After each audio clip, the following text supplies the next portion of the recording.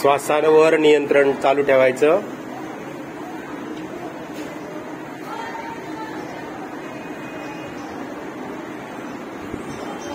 मनामध्ये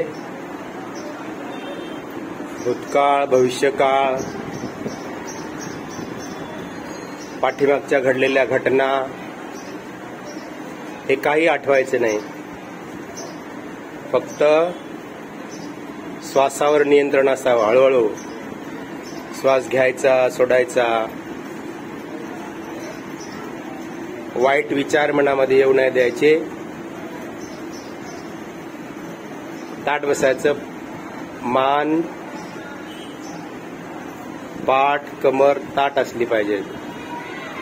मिचमिच डोळे करायचे नाहीत.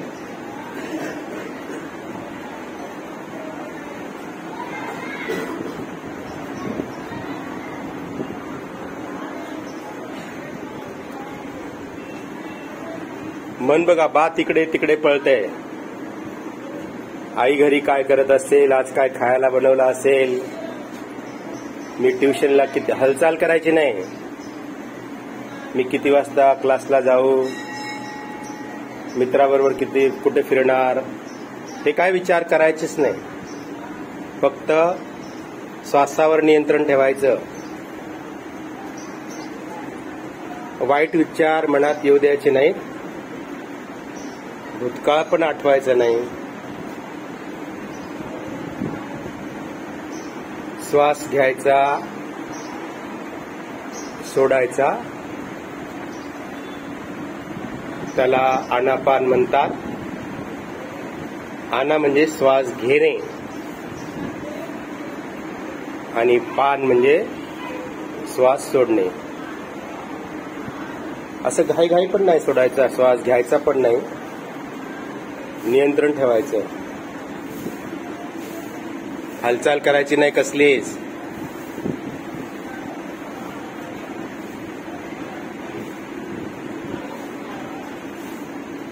फक्त श्वासावर लक्ष असलं पाहिजे. देव, प्रतिमा असं काही आठवायचं नाही. फक्त श्वासावर नियंत्रण.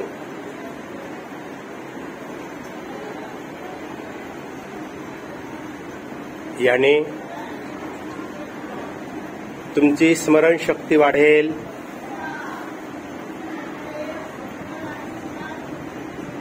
तुमच्या मनात जे वाईट विचार येतात ते वाईट विचार येणार नाहीत कधीच. मनाचं शुद्धीकरण होते त्याने.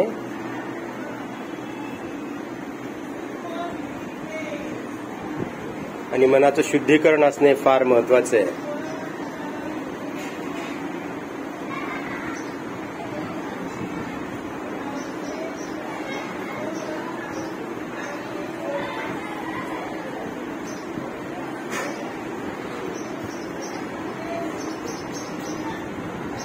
श्वास घ्यायचा, सोडायचा. जोरात नाही, हळूहळू. कधी कधी एका वन साइडने डावीकडून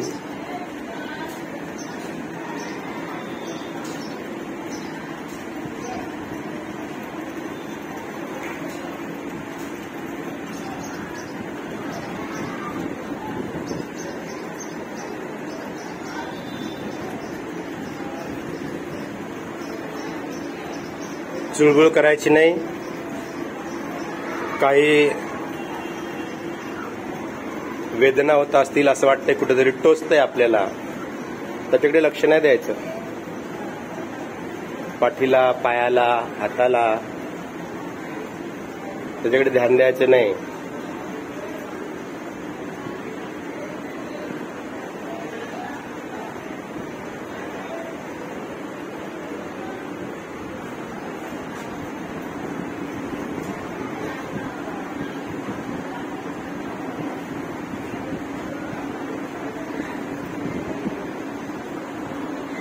श्वास घ्यायचा आणि सोडायचा.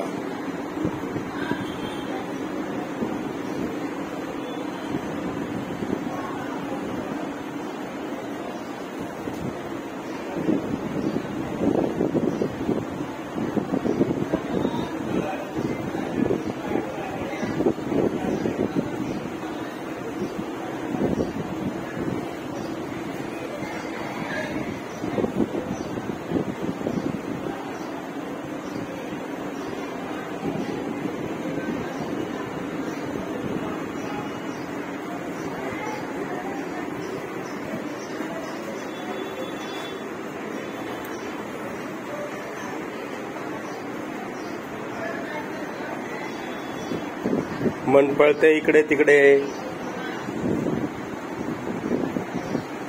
पाहिलं तर त्याला पकडून आणायचं. भविष्य काळातील घटना आठवतात, आजचं आठवतंय, उद्या काय करणार ते आठवतंय. आठवायचं नाही काही, फक्त श्वासावर नियंत्रण ठेवायचं, हालचाल करायची नाही.